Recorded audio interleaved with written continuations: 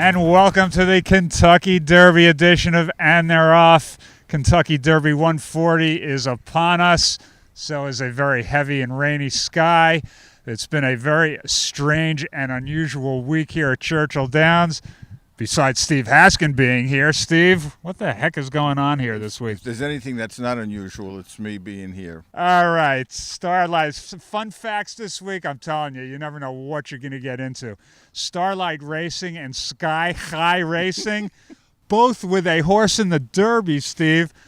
Okay. Monday, they decide to go in partners and buy a second horse for each entity in General A-Rod. I don't remember that happening Derby week ever. No, the funny story is that I went over to Mike Maker's barn. It was 5:30 in the morning. Yeah, nobody's around. I go over there. Who's standing there? Jack Wolf and Frank Brothers. And I shake my head. I pound the side of my head. And I said, what?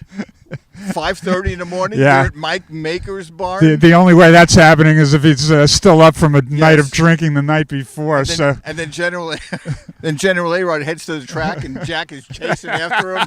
I said, I think something might be up here. Something's up. The next day, Boom. Okay, Starlight. Yeah, very odd. Star Bright, Star High. Horses changing hands Derby week.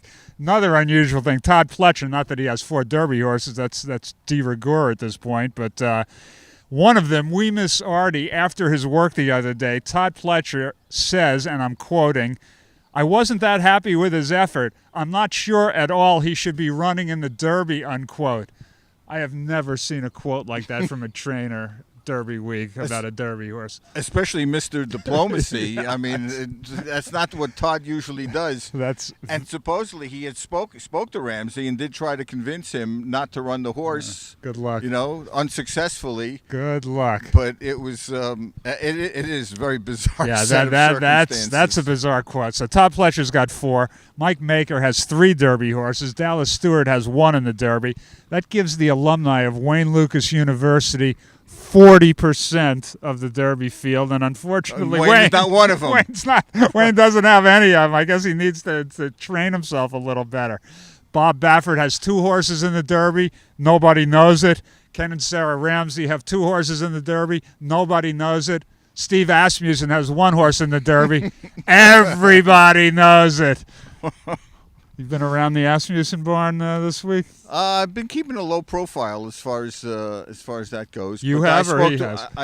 I've been keeping a low profile.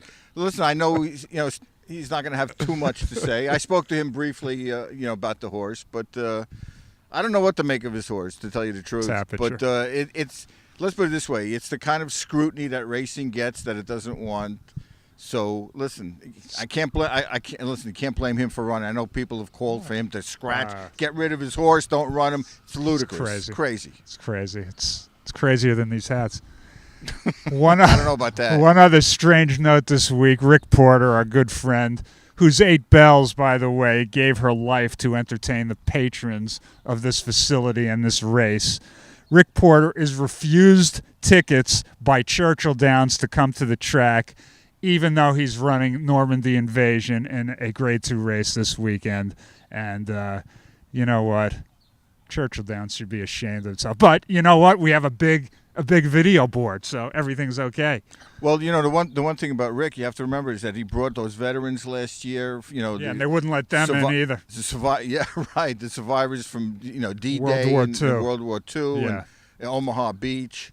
So it's just he did a lot. And remember, there was no publicity for that. He had to go out and do his own publicity and get the word out that these people were coming. Yeah, the Churchill Downs wouldn't let these 90-year-old veterans on the grounds. He had to call Richard Dusherswad at Arlington Park to get them. Anyway, Rick Porter does a good job of publicizing what kind of management we have here. Anyway, let's get to the horses, Steve. You've been here all week.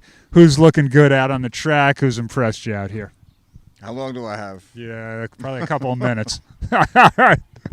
Well, I got to tell you, some of the horses that have impressed me, Danza looks spectacular. Yeah. I mean, he's galloping great. He looks great. Who knows what we're dealing with here? I mean, this horse could be some kind of freak.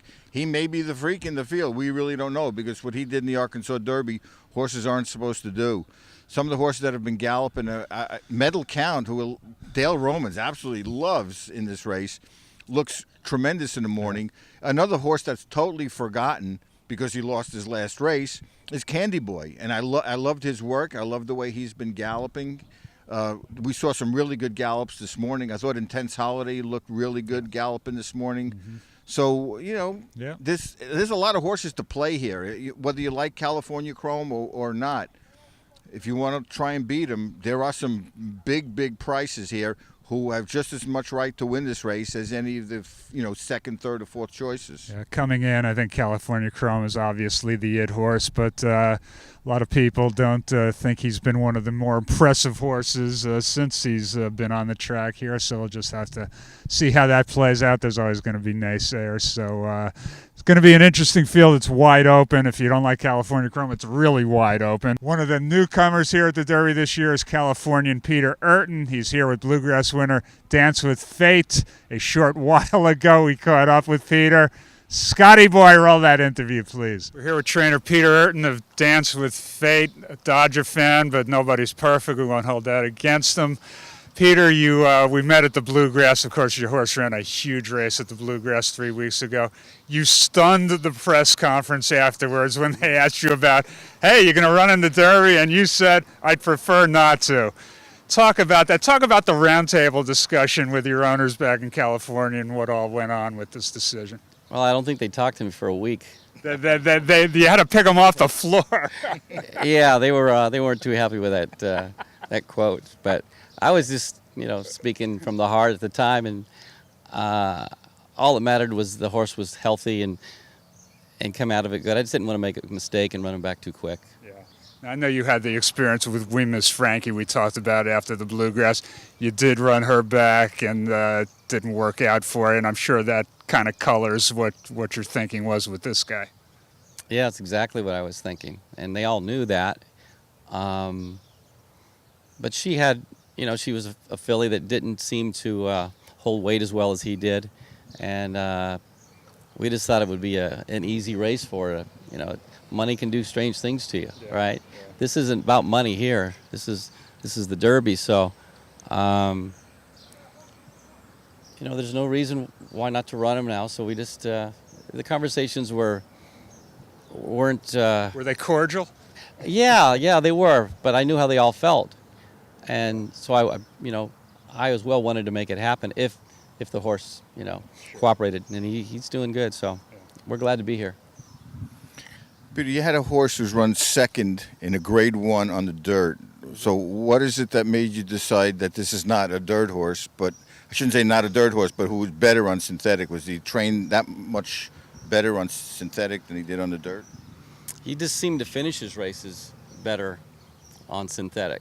He seemed to relax earlier in his races, and you could push button, so to speak, when you wanted to. On the dirt, he was more keen to go, not as relaxed as well, makes the lead, and then didn't finish as well. And nothing to take anything away from Doug O'Neill's horse.